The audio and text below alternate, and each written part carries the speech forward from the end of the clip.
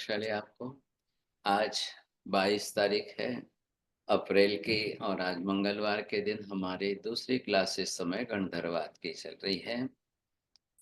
बहुत-बहुत विचार करने जैसी बात आ गई यहाँ पर। सबसे पहले हमें नरक के बारे में विचार करना है या नारकी के बारे में विचार करना है? कई दृष्टियों से हम कैसे इसको सिद्ध कर सकते हैं ये देखना है। अब सबसे पहले यहाँ पर आपको विपुल जी बताना है कि दो के बीच में ऐसा क्या रिलेशन है, संबंध है या क्या है, इसके आधार पर क्या बताएंगे आप? 2 मिनट बोल लो फिर आप तो चले जाओगे ना। नहीं नहीं महाराज साहब कहीं नहीं जा रहे हैं। नरक और नार की आपने जो शब्द बताया उसके बारे में बताना है। संबंध क्या जोड़ना है? अच्छा, महाराज साहब नरक तो एक वो क्षेत्र हो गया और नार की उसमें रहने वाला हो गया। हाँ, तो ये आपको इसमें क्या रिलेशन कैसे लग रहा है, कैसे संबंध जुड़ रहा है? नरक में रहने वाला हर प्राणी नार की है, इस प्रकार संबंध जोड़ सकते चलिए किसको बोलना है, राकेश जी? गुरु जी, नरक क्षेत्र है। नारक और नारकी रहने वाले जीव है। नरक उस अच्छा, क्षेत्र में रहने वाले जीव। अब आपको ये सोचना है जैन साहब, कार्य कारण भाव संबंध है, आधार आधे भाव संबंध है, क्षेत्र क्षेत्रीय भाव संबंध है, किस तरह से आपको क्या लग रहा है? बोलिए विभा बहन जी, बोलो। सेठ जी, एक क्षेत्र क्षेत्रीय भाव संबंध है। तो हाँ, नरक क्षेत्र में उत्पन्न होने वाले जीव को नारकी कहते हैं। बरोबर। और क्या लग सकता है? बोलो अंसा बहन, बोलो जल्दी। और क्या, सेठ कौन जी, सा? आधार आधार आधे भी हो सकता है। वेरी गुड, नरक है ठीक तो है। नारकी है। बोलिए मधु बहन जी, आपको बोलना है। मथे नंदामी साहिब जी, नरक एक क्षेत्र है और नार की गति है, आयुष्य की गति है नार की। अब आपको पनिशमेंट देना है कि प्राइज देना है, पहले ये नक्की करो। आप ही खुद पनिशमेंट ही दीजिए ताकि दूसरी बार बोलो। ध्यान से सुने। चलो वीणा बहन जी, बोलना है आपको। जब एक एक सेंटेंस का इधर साम सामने शब्द है ना, तब उसको सेट करना है। आप गति आयुष्य दूसरी बात करेंगे, दूसरा विषय हो जाएगा। अभी पहले एक एंगल से एक नए बोलते ना, उतना ही सोचना है। चलिए, तो हाँ, बात कहाँ आ रही है? निषेध। जब यहाँ पर अकंपित स्वामी जी आ रहे हैं, भाई बात क्या है, आपको निषेध किसका करना है? लास्ट टाइम मैंने अकंपित पंडित जी के शब्द क्या है, उन्होंने जो शब्द लिखे हैं वो शब्द का मैंने बरोबर अर्थ करके आपको समझाया था। तो आधा वाक्य उनका क्या है? नार को वै, यहां तक जो आधा वाक्य है। हाँ, अब इसका अर्थ क्या बताया था, आपको ख्याल आ गया? ये वेद वाक्य है अकंपित जी का। 8वें गणधर जो ना अकंपित स्वामी जी, उनका वेद वाक्य है। क्या है इस वेद वाक्य में? भी वो ये कह रहे हैं कि वह नारकी होता है, वह नारकी बनता है या जन्म लेता है, वह नारकी बनता है। तो भाई वो क्या है? वह वह जो है वो उसके सामने आया है। अब उसने क्या किया, इसमें प्रश्न चिन्ह किया, भाई क्यों नारकी बनता है कोई? कैसे कोई नारकी बन जाता है? ऐसे कैसे कोई हो सकता है? तो फिर उन्होंने कारण दे दिया है। अब आपको अगर ये दोनों के बीच में समझना है तो ख्याल आ जाएगा। तो इसलिए पहले हमने ये बनाया था कि इसको आप सेट कर देते। इसका उत्तर कारण दे रहे हैं। ये क्या वाक्य हो गया? ये कार्यात्मक वाक्य हो गया। अब इसके कारण के रूप में वो क्या कह रहे हैं? यह शूद्रान्नम अस्मि,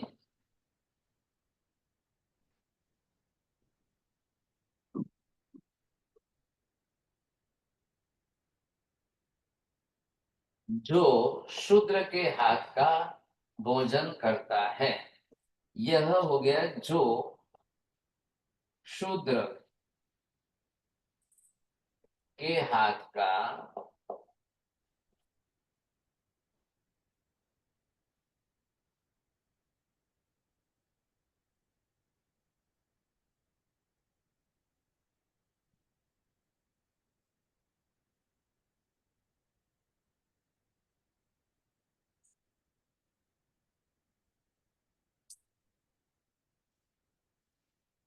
ये आपको समझना है। अब इसमें क्या है, कार्य कारण भाव है। क्या गलत है इधर देखो आशा बहन जी, कारण गलत है कि कार्य गलत है? कारण गलत है, इसका कारण गलत है, कार्य तो है। दो में से पहले आपको यहाँ मतलब इस कारण से इस कार्य को गलत करना है, इस कार्य से इस कारण को गलत करना है, या इस कारण के कारण नरक का ही विच्छेद कैसे हो गया? कोशिश करिए, थोड़ी समझने की कोशिश करना। क्या कह रहे हैं, क्यों कह रहे हैं ऐसा? ये अगर कारण आता है कि शूद्र के हाथ का भोजन कर लिया तो नरक में जाए, अब ये आधा बाकी ये तो सिद्ध कर रहा है, नारको व ऐस जायते, वह नारकी होता है। इसमें कहा आपके नरक को निषेध करने का प्रश्न कहाँ आया? आप नरक के अस्तित्व को क्यों निषेध कर रहे हो? अगर ये कारण नहीं है तो कारण दूसरा बना दो, आप तीसरा कारण बनाइए, चौथा कारण बनाइए, पांचवा कारण बनाइए। अगर इस तरह से हम सोचते हैं तो नरक में जाने के कारण कितने हो सकते हैं? बोलिए विपुल जी। महाराज साहब, नरक में जाने के तो अनेक कारण हो सकते हैं। हाँ, अब अनेक शब्द सही है, यह शब्द बदलना है आपको। उसको अनंत कारण भी ले सकते हैं। अरे वाह वाह। अब असंख्य असंख्य असंख्य। नहीं नहीं, सोचिए, बोले वो सोच के बोलिए, फिर एक बार शब्द ये बोलो बदल दो, ऐसा नहीं है। असंख्य कारण हो सकते हैं महाराज। हाँ जी, हाँ जी। बीते भूतकाल के अंदर अनंत जीव अनंत बार नरक में गए हैं। अब केवली भगवान को पूछने जाओगे तो संसार में नरक के जाने के प्रत्येक जीव के अपने अपने कारण हैं, और फिर एक से दूसरे के अंदर कारण में थोड़ा बहुत फर्क भी आएगा। Degree can be change. एक आदमी 1000 बार झूठ बोल के गया है और दूसरा आदमी 1001 बार बोल करके झूठ बोल के नरक में गया है। एक डिग्री का फर्क हुआ। 1000 झूठ बोल के गया और 1001 झूठ बोल के गया है। एक जीव 1000 बड़े पंचेंद्रिय जीवों के हिंसा करके नरक में गया है, और एक जीव अनंत काय की हिंसा अनेक बार करके नरक में गया है। कारण बदल गया। आप समझ रहे हैं? कोशिश करिए, देखो आपको खुद को लिखना है, ये होमवर्क करिए कि मैं 1008 कारण लिख 1008 कारण। मैं इतना ही नहीं कह रहा हूं, मैं खुद आज जाके सिमंदर स्वामी को पूछूं, हे भगवान मैं कितनी बार नरक में गया, बीते अनंत भूतकाल में मैं कितनी बार नरक में गया, गया कि नहीं गया? हे भगवान, क्या मैं पहली नरक में ही गया हूं, दूसरी नरक में नहीं गया हूं? क्या मैं दूसरी नरक में ही गया हूं, तीसरी नरक में नहीं गया हूं? तो भी सिमंदर स्वामी कहेंगे एक एक नरक में जीव अनंत बार गया है।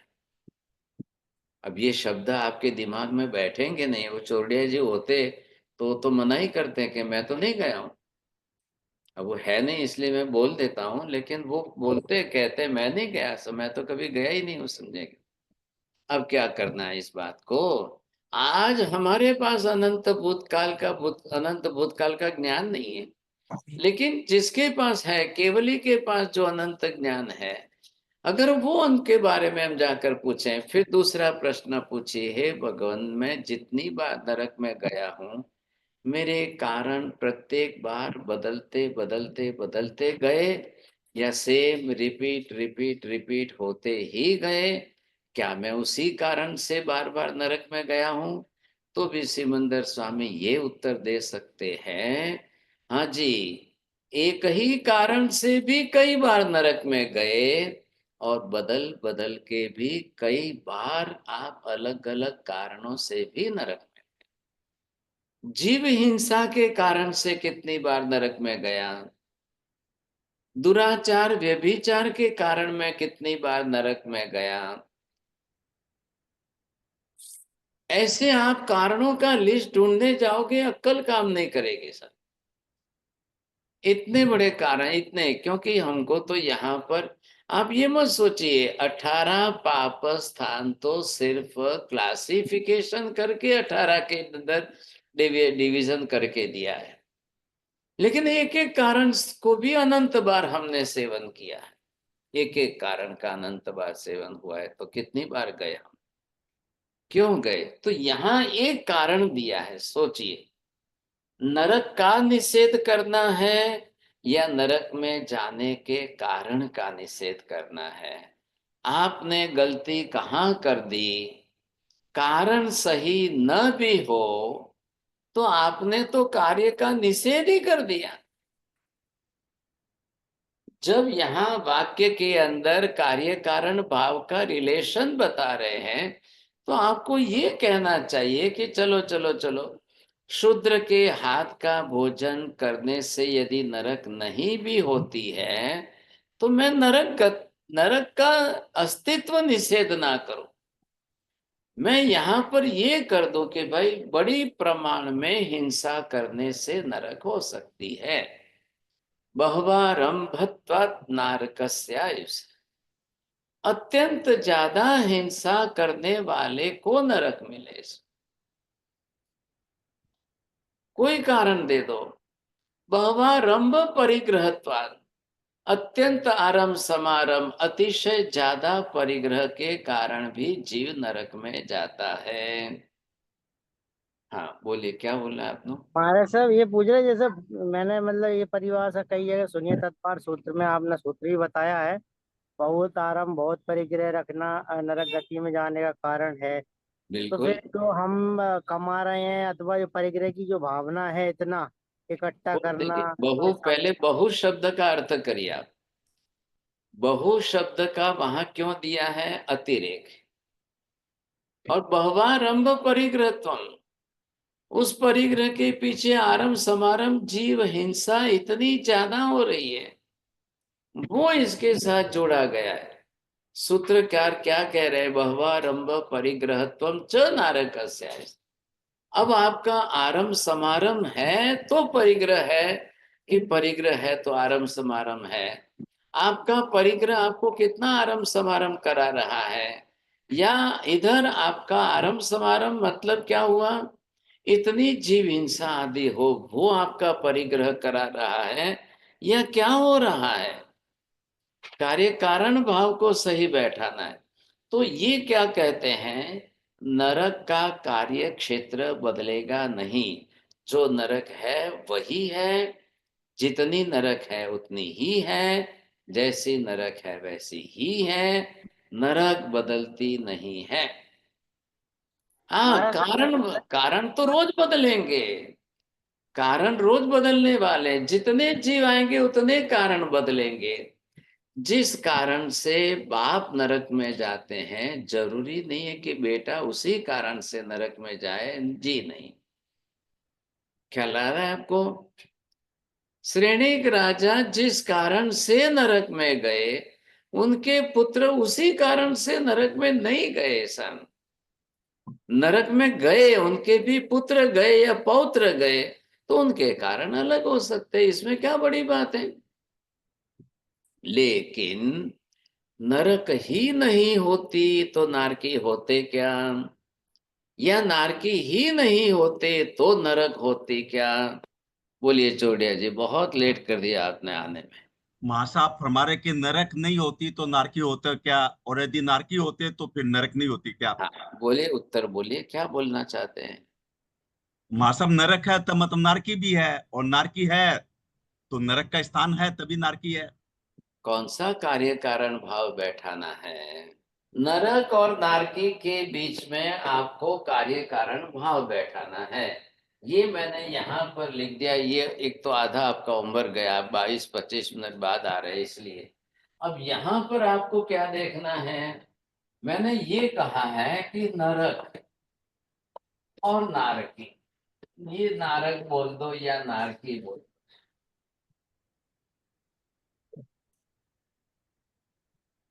अब यहाँ पर ये बताइए कि मैं ये पहले लिखूं या ये पहले लिखूं, ये सही है या ये सही है, पहले नंबर वाला या दूसरे नंबर वाला।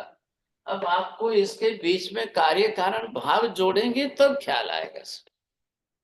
मैं क्या पूछ रहा हूं समझने की कोशिश करिए। पहले नरक गति है, पहला अस्तित्व नरक का मानना है, या पहला अस्तित्व नारकी का मानना है? बोलिए आशा बहन जी। हाँ, अस्तित्व नारक का मानना है, क्योंकि वो क्षेत्र है ही। ना क्यों बोला? नरक बोलना है कि नारकी बोलना है? नारक बोलना है। आप शब्द बदलेंगे बदल जाएगी बात। बोलिए मनीषा बहन जी, क्या बोलना है? जी गुरु जी, ऐसा ही लग रहा है, नरक है तो नारकी है।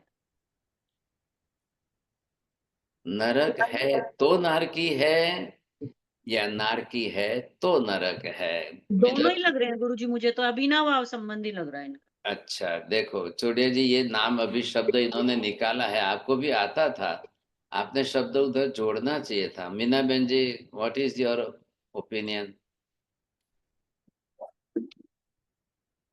हाँ जी बोलिए प्रतिभा। Yeah, I think it's Abhinav. गुरुदेव, नरक क्षेत्र है तो नारकी है, नरक को हम निषेध नहीं कर सकते नरक का। उधर आप पहले इसको पहले जोड़ना है, इसको या इसको पहले। ये नारकी है तो नरक है, या नरक है तो नारकी है? नारकी है तो नरक है। बोलना है। और किसको? विपुल जी बोलिए। महाराज साहब दोनों एक दूसरे के अनुसार ही हैं। वैसे नरक है, नरक क्षेत्र है, और नारकी जीव है, तो क्षेत्र तो रहेगा ही, नारकी हुआ तो बनाओ। बोलो किसको बोलना है? They both are interrelated. Yes. What type? Interrelated in the sense what type of that? बोलिए चौड़िया जी, कैसे घटाएंगे? They both cannot ये मार exist साहब बहुत without ट्रू है each ना, other. बहुत ट्रू। अविनाभाव संबंधी नरक है तो नरक में रहने वाले नारकी भी रहेंगे, और नारकी है तो उसका क्षेत्र भी है नरक रहने का। देखिए पहले ध्यान दो, नरक क्षेत्र त्रिकाल नित्य शाश्वत है। नरक क्षेत्र क्षेत्रीय दृष्टि से नरक का अस्तित्व त्रिकाल नित्य नाश, लेकिन नारकी त्रिकाल नित्य नहीं है ना। कोई जीव नरक में जाने का पाप करेगा तब वो जाएगा, नहीं तो नहीं करेगा तो नहीं भी जाएगा, तो भी नरक का अस्तित्व तो रहेगा ही रहेगा। नहीं, नारकी बदलते रहेंगे महाराज।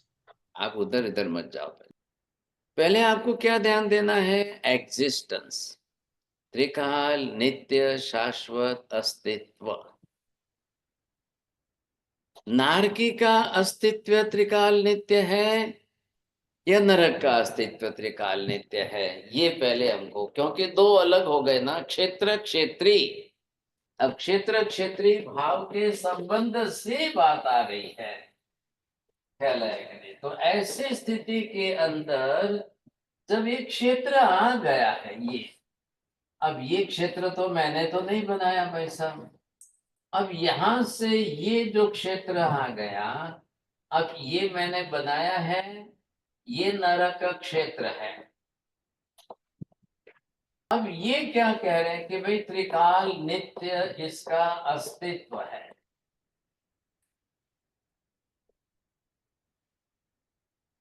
ऐसे अस्तित्व पहली बात किसकी करनी है? एग्जिस्टेंस।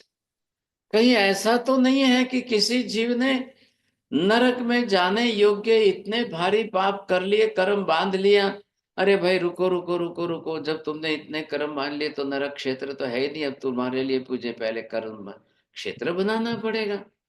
रुक जाओ, तुमने कर्म बांधे ना, मैं जाके पहले व्यवस्था बना के आता हूँ और बाद में तुम आना। ऐसा हुआ है क्या कभी? बोलिए प्रतिभा बहन जी। हाँ गुरुदेव, ये एग्जिस्टेंस का आपने बोला, एग्जिस्टेंस का है, क्षेत्र पहले से ही है, ये त्रिकाल मतलब सदा से ही है और सदा ही रहेगा। अरे भगवान, आप मैंने मेरा पॉइंट पकड़े, मैं वापस बोलता हूँ। हाँ जी। किसी जीव ने अगर नरक में जाने योग्य ऐसे भारी पाप कर्म कर लिए और उसके लिए वहां पर कोई क्षेत्र ही नहीं था, तो किसी ने कहा रुको रुको भाई, मैं निर्माता हूं, मैं बनाने वाला, सृष्टि का सर्जक हूं। अब मैंने तो सोचा ही नहीं था कि तुम इतना पाप कर लोगे, तो तुमने कर लिया है, तो रुको रुको रुको रुको, मैं पहले जाके नरक बना के आ जाता हूं, फिर तुम आना। मैं क्यों कह रहा हूं ये बात सुनिए। हिंदू धर्म की व्यवस्था में एक सतयुग है, एक त्रेता युग है, एक द्वापर युग है, एक कलयुग है। सुना होगा ना आपने भी, जैन साहब जी गुरुदेव। चार नाम तो सुने ही होंगे सब। तो वो जी कहते हैं भाई सतयुग में तो कोई पाप करता ही नहीं है, सतयुग में कोई नरक में जाने का पाप ही नहीं करता है। ख्याल आया कि नहीं? जी। तो जब कोई करे तो कब करेगा? अब कोई ये बोले कि नहीं नहीं नहीं नहीं नहीं नहीं, भाई सतयुग में जब कोई पाप होता ही नहीं, कोई करता ही नहीं, तो कौन जाएगा नरक में, खाली पड़े रहेंगे। तो ईश्वर बनाने वाले ने कहा भी देखो, मैंने तो नरक बना ही नहीं सब, मैंने स्वर्ग बनाया, क्योंकि अब सतयुग है, सब स्वर्ग में जाएंगे सब। क्यों बनाऊं नरक, फालतू पड़ी रहेगी, खाली रहेगी, क्या जरूर है, समझे कि नहीं? हाँ, जब कलयुग आएगा, कोई भारी पाप करेगा, तब जो है बना लूंगा। अब ये उनकी सोच है भाई साहब, ध्यान रखना। ख्याल है? अब जैन धर्म ने तो ऐसा कभी कहा नहीं। ये बात तो आ गई ना कि भाई जैन धर्म में तो पहली बात तो कभी बनाना या सर्जन करना या सृष्टि करता और कोई आकर बनावे, जरूर पड़ेगी तब बनाएंगे। कोई नरक में जाने का पाप करेंगे तब हम नरक बनाएंगे, ऐसी बात नहीं है। तो नरक तो भाई साहब त्रिकाल नित्य आ गए, शाश्वत आ गई। क्यों आ गई भाई? पूरा संपूर्ण लोक ही त्रिकाल नित्य शाश्वत है, यहाँ तो कोई बनाने की बात ही नहीं है। अब मैं आपको जब अंदर की गहराई में ले जाऊंगा, आज नहीं ले जाऊंगा, तब की बात है। अब वो फिर वहां की रचना, ख्याल है, वहां की बनावट। अब पहली नरक, दूसरी नरक, तीसरी नरक, चौथी नरक, पांचवी नरक, छठी, ये सातों पृथ्वियां हैं। और ये पृथ्वियां कैसी हैं, इनका नेचर क्या है, वहां की वास्तविकता कैसी है, ध्यान रखना। कहने को तो पृथ्वी है, तो पृथ्वी का ही है, इसमें तो कोई दो राय नहीं है भाई साहब। जब पृथ्वी है तो पृथ्वी काय के जीव है। तो अलग अलग अलग अलग ऐसी ऐसी ऐसी ऐसी पृथ्वियां हैं, आप सोच नहीं सकोगे, आप विचार भी नहीं कर सकोगे, ऐसी पृथ्वियां होती है। और वो फिर जो है विस्तार हो रहा है। इधर देखिए, आपको ये चित्र देख करके बड़ा क्षेत्र कौन सा लग रहा है? माँ जी बोलो, आपको क्या ख्याल आएगा? 14 राजलोक, 4 गति के रहने वाले जीव। आपको यहाँ पर क्षेत्रफल की दृष्टि से, थोड़ा ज्योग्राफिकल क्वेश्चन है, क्षेत्रफल की दृष्टि से कौन सा क्षेत्र छोटा लगता है, कौन सा क्षेत्र बड़ा लगता है? बोलो माँ जी। हाँ, અધ્યાલોક નાનું છે ને ઉર્ધ્વ અને અધોલોક બંને મોટા છે, બંને 7-7 રાજલોક છે. चलो હવે તમારે તમને પનિશમેન્ટ આપવું કે પ્રાઇઝ આપવાનું? बोलिए। हाँ चलिए जी, बोलिए, जरा सोच समझ के बोलना। हाँ बोलिए, वेरी गुड। हमारा साहब मध्यलोक सबसे छोटा है, ऊर्ध्वलोक 7 रज्जु लोक से थोड़ा कम और नरक 7 रज्जु से थोड़ा अधिक। सो नरक सबसे बड़ा क्षेत्र है। देखो, अभी थोड़ा उधर से ऐसा ऐसा बोलेंगे तो पनिशमेंट आएगा कि नहीं आएगा? मैंने क्या बोला? क्षेत्रफल। अभी थोड़ा थोड़ा इधर उधर मत करो, यहाँ पर विस्तार देखिए। पहले ये 7 राज का डिवीजन करो, 1 2 3 4 5 6 7। अब ये इतना कोई दूसरा है क्या? नहीं है। अब 7 इधर आ गए, फिर यहाँ तक आते 6 आएंगे, 5 आएंगे, 4 आएंगे, 3 आएंगे, 2 आएंगे, 1 आएगा। अब यहां से लेकर के यूं आप क्षेत्रफल का विस्तार करोगे तो नरक क्षेत्र की तुलना में दूसरा एक भी क्षेत्र नहीं आता है। क्षेत्रफल, अब इसका एक और भौगोलिक विस्तार है, वो जो है खंडुक जो बोलते हैं ना, ऐसे स्क्वायर करके अगर हम इसको मापने जाए, ऐसे करके स्क्वायर करके अगर मापने जाओ तो फिर ये कितना क्षेत्रफल होगा, ये बात अलग है, समझेंगे। अब ये किसी ने बनाया तो नहीं है, बनाने से तो बना नहीं है, किसी ने मेजरमेंट लेके कैलकुलेशन करके गणित करके क्षेत्रफल देवलोक को नरक से छोटा बनाना। खाली आप क्या करें आचार्य जी, आप इधर से इधर 7 और 7 ये ले लिया, हो गया काम। फिर चारों तरफ से डायमेंशन देखिए ना, और डायमेंशन देख करके फिर आप उसका क्षेत्रफल निकालें। That's why I was using the word that क्षेत्रफल इज इम्पोर्टेंट। अब ये महाराज साहब, इतना बड़ा, क्षेत्रफल का अर्थ क्या है? क्षेत्र इज एरिया, फल मीन्स वो वन सेम वर्ड है, सिमिलर वर्ड। स्क्वायर मीटर के अंदर, स्क्वायर किलोमीटर के दृष्टि से जब आप निकाले, दैट इज कॉल्ड खंडुक इन द वो बृहत संग्रहणी के अंदर वो लैंग्वेज आता है, उसको क्षेत्रफल बोलते हैं, वन वर्ड है वो। फ्रूट मत ले लेना अलग से। तो ये जब हम निकालेंगे ना तो इसके अंदर भी आपको ऐसे, अब ये पूरा एरिया आपने किया, अब ऐसे यहाँ का एरिया, ऐसे यहाँ का एरिया, ऐसे यहाँ का एरिया, ये सब चल करके ये क्षेत्रफल बनता है। अब ऐसे जिसको खंडुक रचना बोलते हैं, तो ये अगर हम 7 राज लोक की वहां की व्यवस्था निकालते हैं एरिया वाइज, ख्याल है कि, तो ये एरिया, क्षेत्रफल मतलब एरिया हो गया, तो उस हिसाब से आप अगर निकालो तो नरक का जितना बड़ा विस्तार है उतना और किसी का नहीं। तो ये इतना बड़ा विस्तार निकलेगा इसका। मैं क्या कह रहा हूं भाई, नारकी तो बनेंगे तब बनेंगे, नारक में तो कोई जबरदस्ती किसी की है नहीं, ख्याल है कि नहीं। नरक में जाने का पाप कर्म कोई नहीं करेगा तो नरक में नहीं जाएगा। ये ध्यान में ले लो, पहला इस वाक्य को परफेक्ट कर लो। किसी के भेजने से कोई नरक में नहीं जाता है, किसी को उठा के कोई फेंक दे पटक दे उससे कोई नरक में नहीं जाता है। बिना कारण के नरक कभी नहीं होती है, ये पहले आपको क्लियर हो गया, समझे कि नहीं। हाँ वेरी गुड मीना बहन, क्यूबिक फीट, ये क्यूबिक फीट का एरिया बनेगा, समझे। तो यहां पर क्या है कि कोई बिना कारण के नरक में नहीं जाएगा, ये बात आप ध्यान में रखेंगे। लेकिन आप बिना कारण के तिर्यंच गति में तो रोज का है।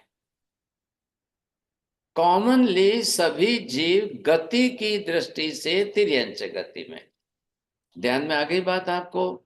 निगोद किस में, पृथ्वी का है किस में, अप का है किस में, अग्नि का है किस में, वायु का है किस में, वनस्पति का है किस में, 2 इंद्रिय किस में, 3 इंद्रिय किस में, 4 इंद्रिय किस में, 5 इंद्रिय में, सब जो है वो कहाँ पर है, वो सब तिर्यंच गति में है, ख्याल है कि नहीं। तो तिर्यंच गति में तो सबको वहां रहना ही रहना है। अब वहां से जब जिसको दूसरी तरफ जाना है तो उसके लिए कारण होता है, वो कारण इंपॉर्टेंट है। यहां पर अकंपित जी यह शूद्रान्नम अश्नाति, वो कारण कार्य भाव को जोड़ नहीं पाए।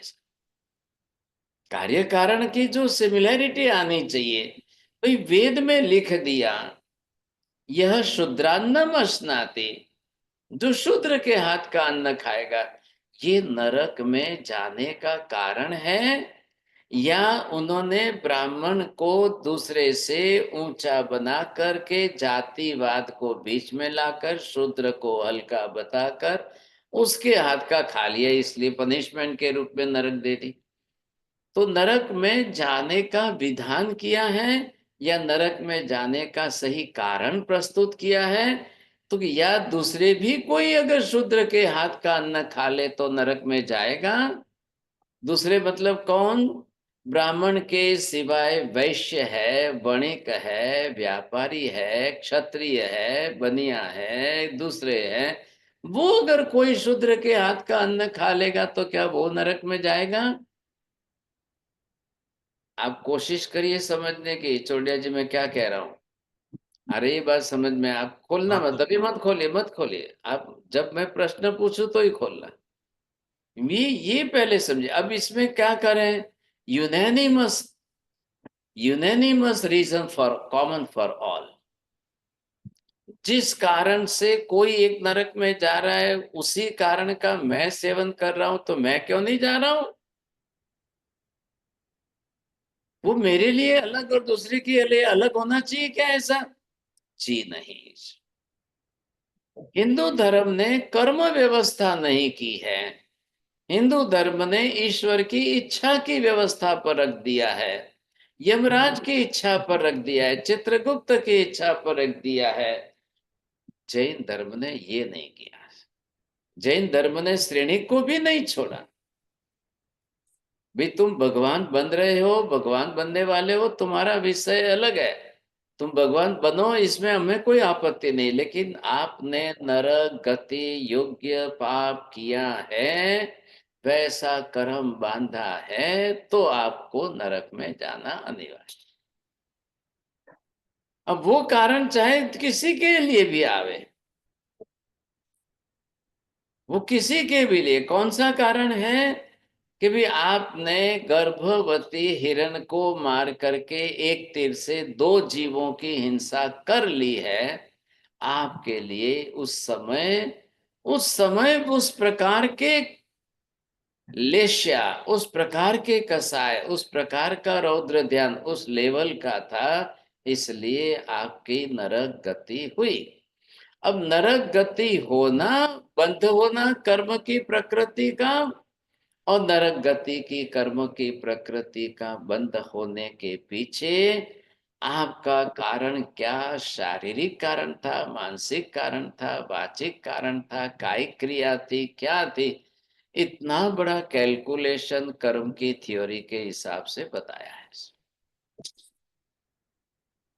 क्यों नहीं वो बता रहे हैं आप दूसरे सब? बिकॉज ये यूनानिमस कारण हो जाएगा। ये यूनानिमस मतलब चाहे बीते भूतकाल में हो, चाहे आज हो, कोई आश्चर्य नहीं है। कारणात कार्य सिद्धि, ये नियम अगर बनाए हम, उस कारण से उस कार्य की सिद्धि होती है। तो श्रेणिक ने उस काल में गर्भवती 2 प्राणी की हिंसा की, आज वो हिंसा हो रही है कि नहीं हो रही है? आज वैसी हिंसा हो रही है कि नहीं हो रही है? आज वैसा कारण भी चल रहा है कि नहीं चल रहा है? तो उस काल के अंदर 2500 साल पहले अगर इस कारण का सेवन करके श्रेणिक नरक में गए थे, तो आज भी उस कारण का सेवन करके दूसरे भी नरक में जाएंगे, जाते रहेंगे। थोड़ा समझने की कोशिश करिए। इसलिए हमने पहले क्या किया, यहाँ नरक क्षेत्र की त्रैकालिक सिद्धि, नरक क्षेत्र के अस्तित्व की त्रिकाल सिद्धि, नारकी के त्रिकाल के अस्तित्व की सिद्धि नहीं करते हम, लेकिन परंपरा से प्रवाहबद्ध तरीके से नरक में जाने वाले नारकियों का प्रवाह भी त्रिकाल नित्य रहा ही रहा है। अब थोड़ा ध्यान से सुनना। सिमंदर स्वामी को जाकर ये प्रश्न पूछा केवल ज्ञानी को, हे भगवान, अनंत अनंत अनंत अनंत भूतकाल में भी कभी नरक खाली रह गई, कोई जीव नरक में गया ही नहीं सा। बोलिए, अब तो संगीता बहन जी प्रश्न तो पहले समझ में आया? बोलिए, अब शब्द इधर उधर मत करना फिर। श्रीमंदर स्वामी से यदि पूछा जाए कि भूतकाल में कोई ऐसा दिन खाली गया है कि जब मनुष्य नरक में नहीं गया है, तो वो कहेंगे एक भी दिन ऐसा नहीं गया जब अनंत जीव नरक में नहीं गए। ये आपने लास्ट का सेंटेंस नहीं जोड़ा होता ना तो प्राइज आ जाता। मैंने खाली प्रश्न का कहा तो प्रश्न ही बोलना था, आप तो उत्तर बैठा करके एक दिन भी खाली नहीं गया, अनंत गए। अब आपको कितना बड़ा पनिशमेंट आएगा? सॉरी। ऐसे क्यों करते हो? माप से, मैं बहुत अच्छी तरह से कहता हूं कि शब्दों को माप से, गणित से बरोबर माप से बोलिए। इधर उधर जाने में हमको अनर्थ हो जाता है, ये गणित से भी ज्यादा भारी विषय है। क्या हुआ प्रश्न? हे भगवान, क्या नरक तो ठीक है, भी त्रिकाल नित्य शाश्वत अस्तित्व है। अस्तित्व किसको कहते हैं चौड़िया जी, बोलिए। जिसका महाराज क्या कि एग्जिस्टेंस है। आपने शब्दार्थ किया, बोलिए जैन साहब। हाँ, आपने खाली शब्दार्थ किया इसलिए प्राइज नहीं मिला आपको। जैन साहब बोलिए।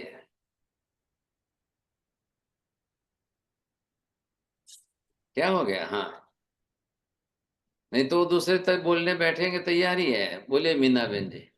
त्रिकाल नित्य शाश्वत, हाँ, मतलब उसका अस्तित्व होता है। Don't use the word meaning. चलो, क्या कहना है? अनादि अनंत जिसका अस्तित्व है उसको अस्तित्व कहना है।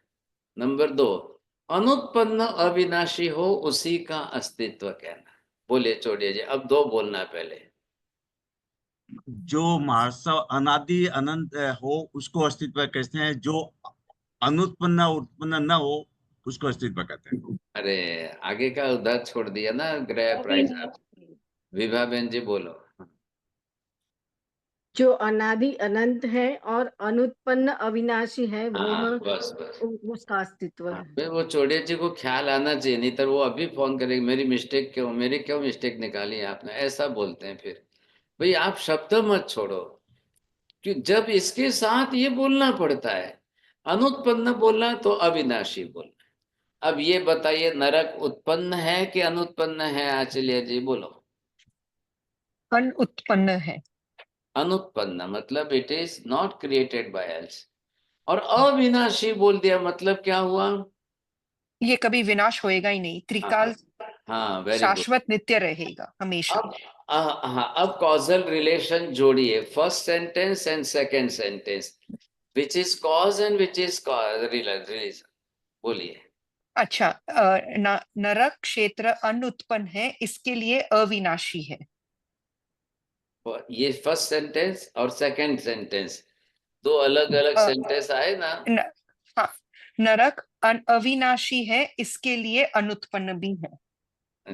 चलो मनीषा बहन जी, आ रहा है आपके ध्यान में? नरक अविनाशी है, इसीलिए उसको उत्पन्न होने की भी उन्होंने जरूरत बोला, ऐसा रिपीट मत करो ना। मैं क्या कह रहा हूँ, इधर ध्यान दो। पहले एक सेंटेंस सीधा सॉइट, अनुत्पन्न अविनाशी, इसको मत तोड़ो। अनुत्पन्न अविनाशी कारणीभूत, इसके कारण अनादि अनंत, ये आपको कार्य रूप। बोलिए आचल्य जी, समझ में आ रहा है? जी महाराज साहब, नरक क्षेत्र अनुत्पन्न और अविनाशी है, इसके लिए वो अनादि अनंत भी है। Very good. अब खाली नरक के लिए नहीं, it is common rule for all.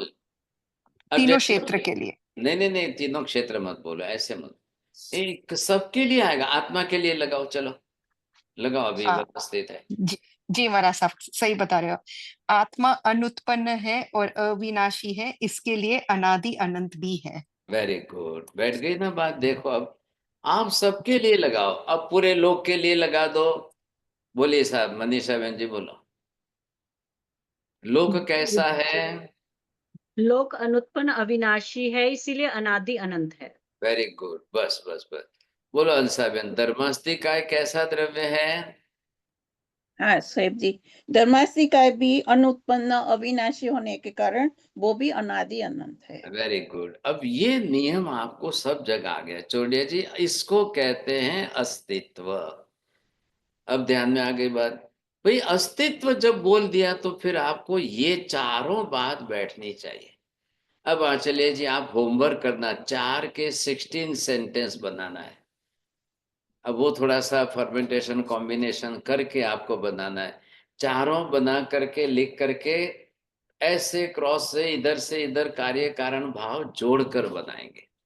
थोड़ी सी आपको जो है क्या बोलते हैं मेंटल एक्सरसाइज होगी, लेकिन 16 सेंटेंस बनेंगे, इतना सॉलिड आपका विषय बन जाएगा। फिर अप्लाई करिए किसी में, जो भी बना सकते बनाना, जिनको भी बनाना आता है आप कोशिश करेंगे बना सकेंगे।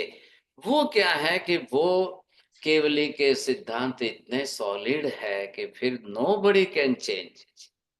फिर ये सब में अप्लाई करिए, सबको करते जाइए करते जाइए करते जाइए। अब यहाँ बात किसकी चल रही है? क्षेत्र की दृष्टि से नरक भी पहले से ही है। फिर आप ये मत बोलना महाराज साहब, भाई पांचवा नहीं चौथा आ रहा था, उधर तो किसी ने पाप कर्म तो किया ही नहीं, तो नरक क्यों बने? तो फिर नरक की जरूर कही भी। किसी ने, सिमंदर स्वामी ने ये नहीं कहा महाविद्य में हमेशा चौथा आ रहा होता है, महाविद्य में हमेशा चौथे जैसा आ रहा होता है। महाविद्य में से कोई नरक में जाता ही नहीं है। वहां तो 20-20 तीर्थंकर है, एक बार तो 160 तीर्थंकर हो गए थे, तो कोई नरक में जाता ही नहीं है। ऐसा जैन धर्म भी नहीं कहता है, सिमंदर स्वामी भी नहीं कह रहे। हिंदू धर्म की बात अलग है, उनका वहां पर कर्म व्यवस्था नहीं है, उनके यहाँ ईश्वर की इच्छा को प्राधान्यता देती है। ये बड़ी समस्या है। आज भी सिमंदर स्वामी कह रहे हैं, आज भी नरक में रोज जा रहे हैं महाविद्य में से, कोई ना नहीं है साहब। आप बोलेंगे नहीं नहीं 20-20 तीर्थंकर भी चरते हैं, फिर क्यों जा रहे हैं? भाई 20 तीर्थंकर अपनी जगह पर है, मिथ्यात्वी अपनी जगह पर है, हिंसक लोग अपनी जगह पर है। तीव्र मिथ्यात्वी होने के कारण वहां भी अगर कोई मांसाहार करता है, जीव वध करता है, प्राणी हिंसा करता है, सिमंदर स्वामी उसका हाथ नहीं पकड़ सकते हैं। क्या करेंगे? बहुत सारे जीव है भाई साहब, क्या करेंगे? कैसे रोकेंगे आप किसी को? अब आप बोलो कि मनुष्य को रोक दे हाथ पकड़ के, जबरदस्ती जो है कोई प्राणी हिंसा न करे, लेकिन दूसरे प्राणी तो है ना, लायन है, टाइगर है, दूसरे जीव है, हिंसक प्राणी है, वो सब क्या कर रहे हैं? समुद्र में इतनी मछलियां हैं, इतने क्रोकोडाइल है, इतने मगरमच्छ है, इतने प्राणी है, वो तो रोज की हिंसा करने वाले हैं। कहाँ जाएंगे फिर वो? अब वहां कहाँ जाएंगे सिमंदर स्वामी? भाई मछली को कहाँ पकड़ने जाएंगे, क्रोकोडाइल को कहाँ पकड़ने जाएंगे, लायन टाइगर को कहाँ पकड़ने जाएंगे, कैसे करेंगे? ये बातें नहीं करते, इन बातों का कोई मतलब नहीं। फिर लोग आप जो है अपनी बुद्धि लड़ाते हो, अपना तर्क देखते हो, तो लायन लायन को क्या अभी नरक में क्यों आ जाएगा? उसका तो भोजन ही है, उसका तो खाना ही है, उसका तो भोजन ही है, लायन क्यों है? उसको तो नेचर है। ये सब हमारी बुद्धि के तर्क है ना, लेकिन वो भी तो जीव है, पहले उसको स्वीकार करो। पंचेंद्रिय संज्ञी पंचेंद्रिय प्राणी वो जीव है ना, लायन। वो दूसरे प्राणियों को मार के खाएगा, वो अपनी नरक नक्की कर रहा है कि उसको मर के चौथी नरक में जाना ही जाना है। यहाँ कर्म शास्त्र के अंदर कोई एक्सेप्शन किसी के लिए नहीं है ऐसा। हाँ जी, क्या हो गया बोलिए। महाराज साहब, इसका मतलब जो अस्तिकायत्विक द्रव्य हैं वो सारे अस्तित्व वाले ही तो हैं। बिल्कुल, द्रव्य तो सब है, लेकिन मैंने क्या कहा, ये चार, इन चार को फर्मेंटेशन कॉम्बिनेशन से आप 16 करेंगे, तब जाकर के आपको इसका अस्तित्व का मीनिंग प्रॉपर समझ में आएगा। बोलिए प्रवीण जी। हाँ साहब जी, जैसे आपने नारकी और नरक का जो संबंध बता रहे थे, क्या ये संबंध जैसे कर्म है तो संसार है, तो संसार है तो कर्म, क्या इसी से तरीके से है ये भी रिलेशन? बरोबर बरोबर बनाइए आप, बिल्कुल कार्य कारण भाव बनाना ही है, इसमें कहाँ ना है, सही है। ठीक। हाँ जी बरोबर। हाँ जी, कल जो है 23 अप्रैल 23 अप्रैल को कल 20 तीर्थंकर भगवंतों का जन्म कल्याणक है। सिमंदर स्वामी, युगमंदर स्वामी, बाहु स्वामी, सुबाहु स्वामी, ये 4 तीर्थंकर हमारे जम्बू द्वीप के महाविद्य में है। दूसरे 4 इष्ट घातकी खंड के महाविद्य में, तीसरे 4 घातकी खंड के वेस्टर्न महाविद्य में है, चौथे 4 पुष्कर द्वीप के ईस्टर्न महाविद्य में और 5वें 4 जो है वेस्टर्न महाविद्य ऑफ द पुष्कर द्वीप में है। 20 का जन्मदिन कल एक साथ है। हमने आयोजन किया है कल शाम को 5 बजे से 7 बजे के बीच में, करीब 1.25 घंटे के टाइम में हम 20 तीर्थंकर परमात्मा की भक्ति, पूजा, अभिषेक और उनका जाप और ध्यान, ये आयोजन रखा है। आपको सबको जुड़ना है, जिसको जिस तरीके से करना है आप करना, नहीं करना है तो एक एक नाम का मंत्र आएगा, आप बरोबर बैठ करके जप करना, ध्यान करना। नमो हरिहंताणम, नमो सिद्धाणम, नमो हरियणम, नमो वज्रायणम, नमो लोये सब्ब साहुणम, एसो पंच नमोकारो सब्ब पापनाशनम, मंगलाणं च सव्येसिं परमं हवै मंगलम। मंगलम भगवान वीरो, मंगलम गौतम प्रभु, मंगलम स्थूलिभद्राद्या जैन धर्मोस्तु, मंगलम चत्तारि मंगलम अरिहंता मंगलम, सिद्धा मंगलम साहु मंगलम, केवले पन्नतो धम्मो मंगलम। चत्तारि लोकोत्तम अरिहंता लोकोत्तम, सिद्धा लोकोत्तम साहु लोकोत्तम, केवले पन्नतो धम्मो लोकोत्तम। चत्तारि शरणं पवज्जामि, अरिहन्ते शरणं पवज्जामि, सिद्धे शरणं पवज्जामि, साहु शरणं पवज्जामि, केवले पन्नतं धम्मं शरणं पवज्जामि। सर्वमङ्गलमाङ्गल्यं सर्वकल्याणकारणं, प्रधानं सर्वधर्माणां, जैनं जयति शासनम्। मथेन मंदानी महाराज विकाल महाराज नाथ सब है जी। सदा भावी।